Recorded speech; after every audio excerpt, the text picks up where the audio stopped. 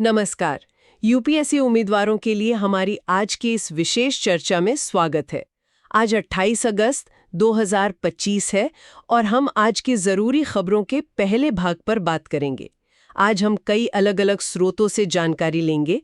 सरकारी रिपोर्ट्स हैं, साइंस और टेक में जो नया हो रहा है, अंतर्राष्ट्रीय मामले और भी बहुत कुछ, वो सब जो आपकी तैयारी के लिए काम का हो सकता है। हाँ, और ये भी ध्यान रखिएगा कि शायद कुछ विषयों पे हमने पहले भी थोड़ी बात की हो, तो ये आपके लिए एक अच्छा रिवीजन जैसा भी हो सकता है।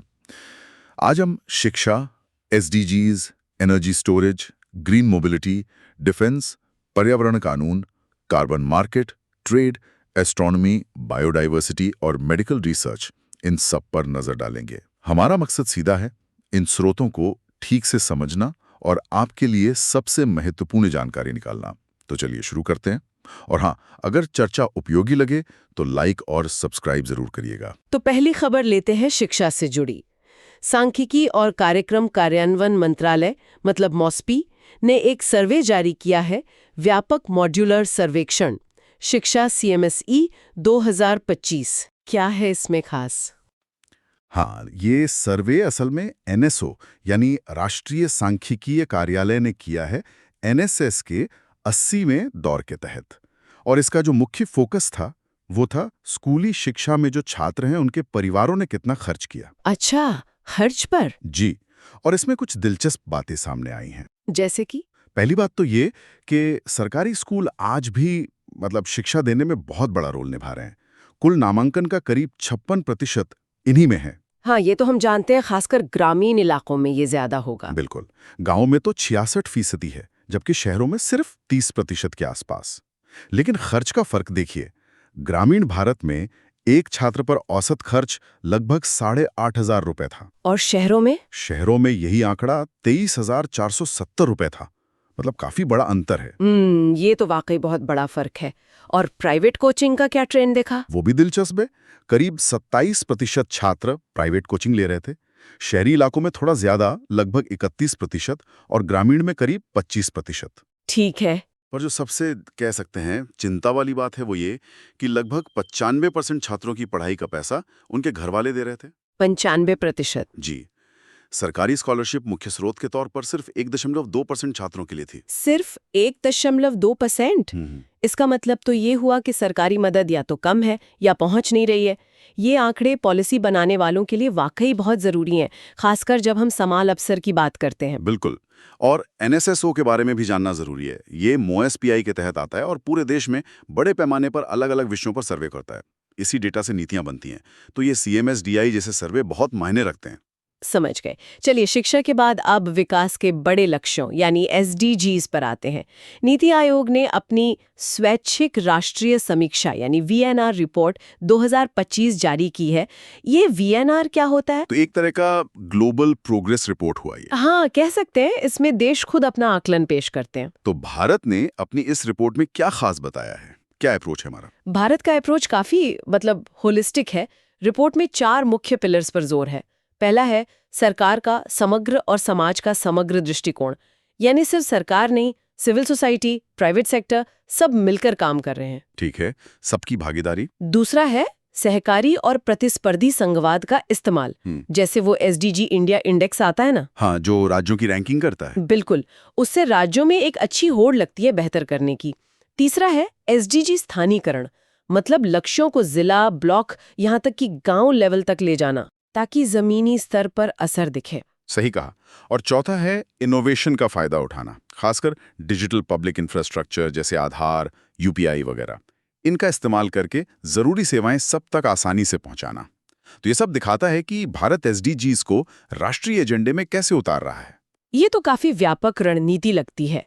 अच्छा, अब जरा व्यापार पर आते हैं। खबर है कि अमेरिका ने भारत पर 25% अतिरिक्त टैरिफ लगा दिया है, जो लागू भी हो गया है।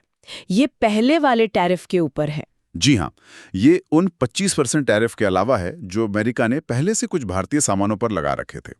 इसका असर ये है कि अब वैल्यू के हिसाब से देखें तो अमेरिका जाने वाले हमारे करीब 2/3 एक्सपोर्ट्स पर ये ऊंचे टैरिफ लग गए हैं। 2/3? ये तो बहुत बड़ा हिस्सा हुआ।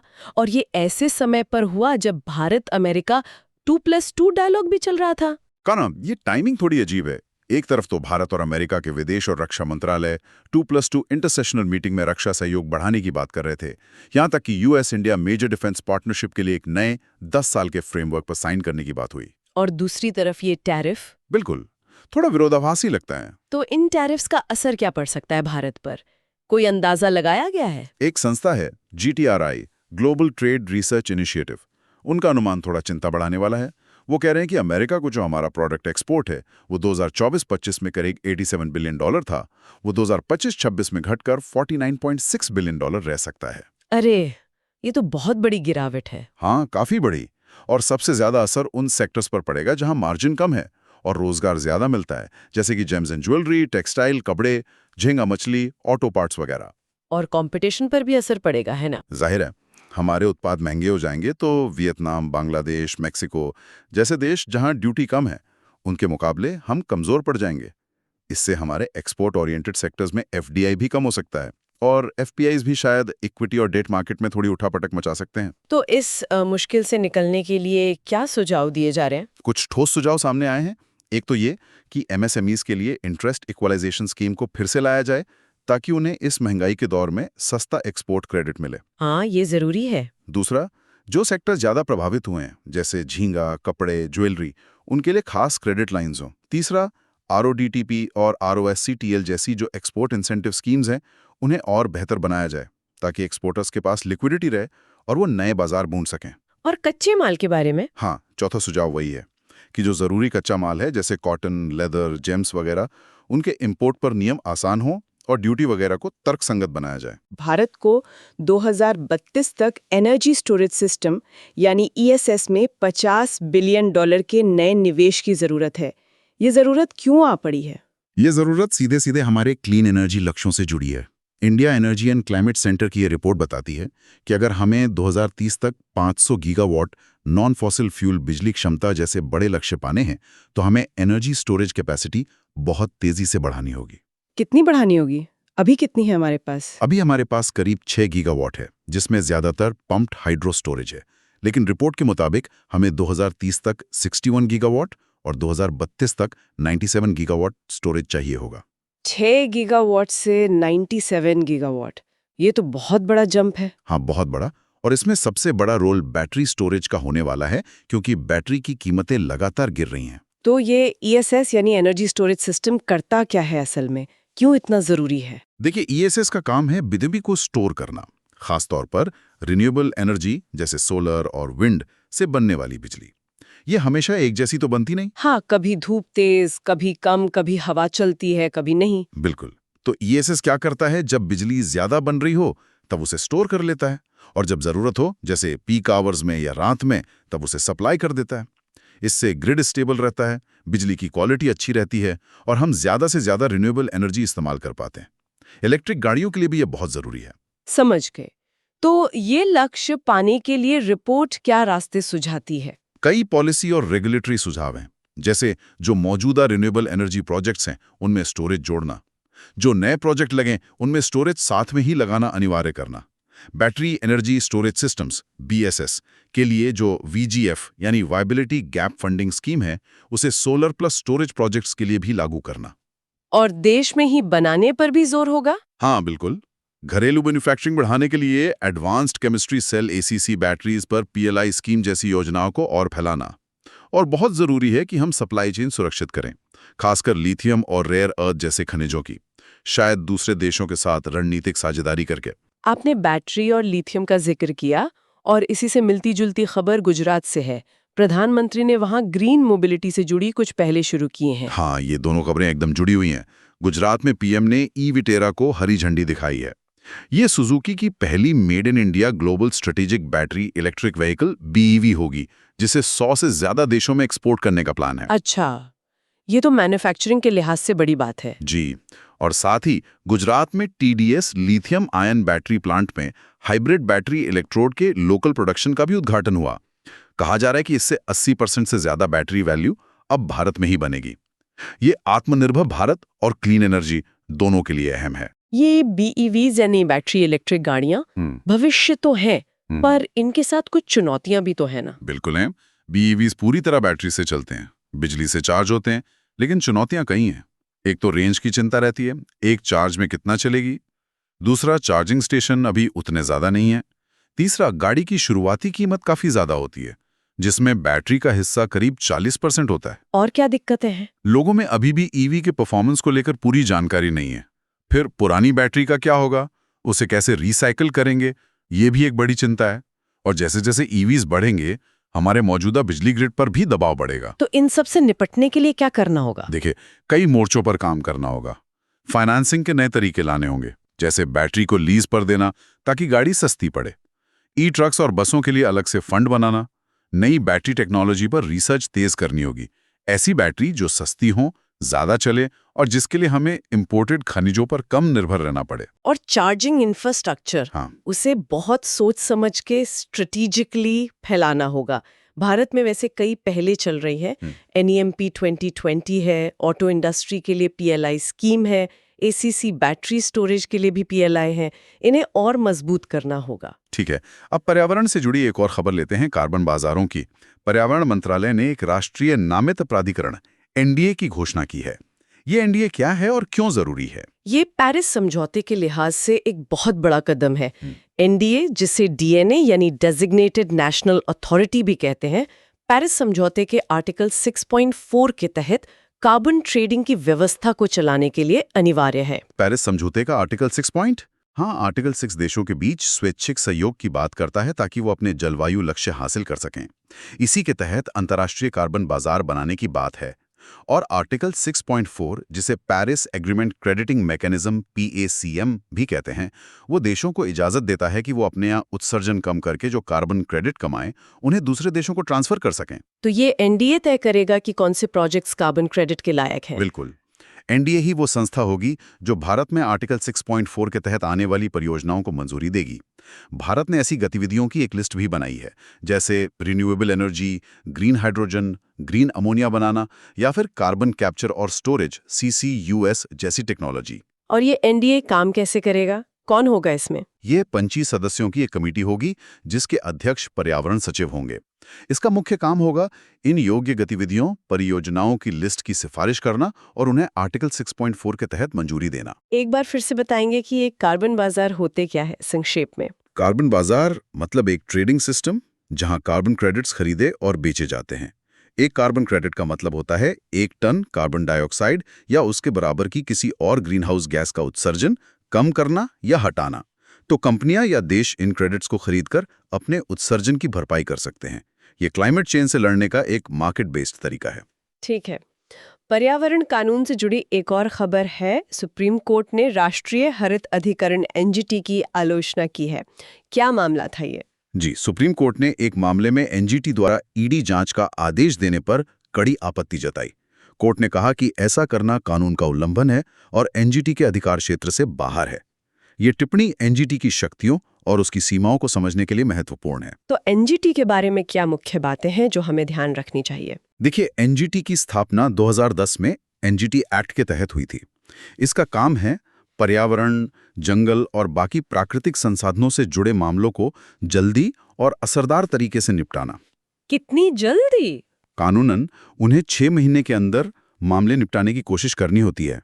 एक और खास बात यह है कि वो सिविल प्रोसीजर कोड 1908 की प्रक्रिया से बंधे नहीं हैं, बल्कि प्राकृतिक न्याय के सिद्धांतों पर चलते हैं। मुख्य बेंच दिल्ली में है और 4 रीजनल बेंच भोपाल, पुणे, कोलकाता और चेन्नई में हैं। सुप्रीम कोर्ट की ये टिप्पणी याद दिलाती है कि हर संस्था के अधिकार क्षेत्र की एक सीमा होती है। सही कहा। चलिए अब रक्षा और प्रौद्योगिकी की तरफ चलते हैं। डिफेंस में प्रोजेक्ट 17A के तहत 2 नए फ्रिगेट्स नौसेना में शामिल किए गए हैं। हाँ, INS उदयगिरी और INS हिमगिरी। ये प्रोजेक्ट 17 यानी शिवालिक क्लास फ्रिगेट्स के बाद के और ज्यादा उन्नत मल्टी मिशन स्टेल्थ फ्रिगेट्स हैं। स्टेल्थ मतलब दुश्मन के रडार की पकड़ में आसानी से ना आना। इन्हें देश में ही बनाया जा रहा है, मझगांव डॉक मुंबई और GRSE कोलकाता में। इनमें CODO यानी कंबाइंड डीजल या गैस इंजन लगे हैं जो फ्लेक्सिबिलिटी देते हैं। और हथियार वगैरह कैसे हैं इन पर? काफी शक्तिशाली हथियार हैं। सुपरसोनिक सतह से सतह मार करने वाली मिसाइलें हैं, मीडियम रेंज की सतह से हवा में मार करने वाली मिसाइलें हैं और तेजी से फायर करने वाली बंदूकें भी हैं। इनका शामिल होना हमारी स्वदेशी रक्षा उत्पादन क्षमता और नौसेना की ताकत दोनों को बढ़ाता है। टेक्नोलॉजी में भी एक अहम डेवलपमेंट है। भारत ने 6G स्टैंडर्ड तय करने वाली 3GPP रैन बैठकों की पहली बार मेजबानी की। ये 3GPP और रैन क्या है और इसकी मेजबानी का क्या मतलब है? ये वाकई एक अहम बात है। 3GPP यानी थर्ड जनरेशन पार्टनरशिप प्रोजेक्ट, ये एक ग्लोबल बॉडी है जो 1998 में बनी थी। यही मोबाइल कम्युनिकेशन टेक्नोलॉजी जैसे 5G और अब 6G के लिए स्टैंडर्ड्स यानी मानक तय करती है।